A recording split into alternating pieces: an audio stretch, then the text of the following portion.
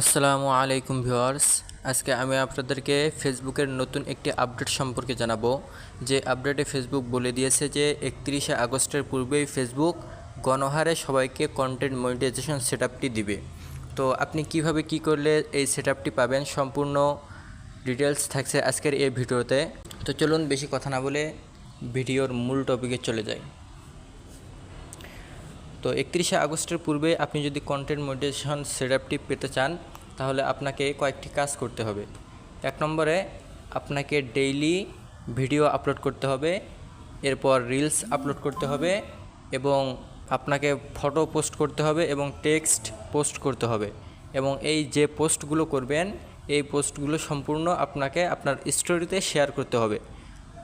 তো এরপরে দ্বিতীয় নম্বরে যে কাজটি করতে হবে, এখানে প্রোফাইল থেকে প্রফেশনাল ড্যাশবোর্ডে আসার পরে এখানে মনিটাইজেশন অপশনে আসলে এখানে কন্টেন্ট মনিটাইজেশন যে অপশনটি রয়েছে দেখাচ্ছি আমি, এই কন্টেন্ট মনিটাইজেশন অপশনে একটি ক্লিক করবেন। করার পরে এখানে আই অ্যাম ইন্টারেস্টে একটা ক্লিক করবেন। করার পরে এখানে ফাঁকা ঘরে একটা লেখা একটা SMS সাবমিট করতে হবে মেটার কাছে, ফেসবুকের কাছে।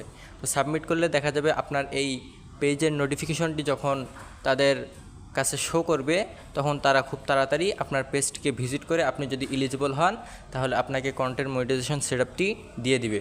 তো এখানে আপনি কি SMS মেটার কাছে ফেসবুকের কাছে পাঠাবেন এটা আপনারা নিজে থেকেও লিখতে পারেন, কিংবা আমি এই SMSটি আমার ভিডিওর ডেসক্রিপশনে দিয়ে দিব, আপনারা চাইলে সেখান থেকে কপি করেও এখানে পেস্ট করে সাবমিট করতে পারেন।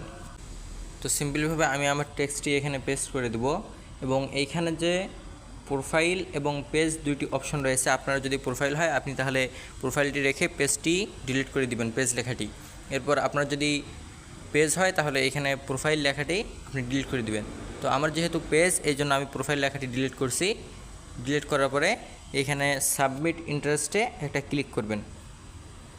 তো ক্লিক করলে আপনার রিকোয়েস্টটি ফেসবুকের কাছে চলে যাবে এবং ফেসবুক এটাকে রিভিউ করে আপনি যদি এলিজিবল হন তাহলে আপনাকে কন্টেন্ট মনিটাইজেশন সেটআপটি কিছুদিনের মধ্যে, হয়তো 2 সপ্তাহ এর মধ্যে অথবা এর আগেও আপনি এই সেটআপটি পেয়ে যাবেন। এখন আমাদের সঙ্গে থাকার জন্য ধন্যবাদ। আসসালামু আলাইকুম।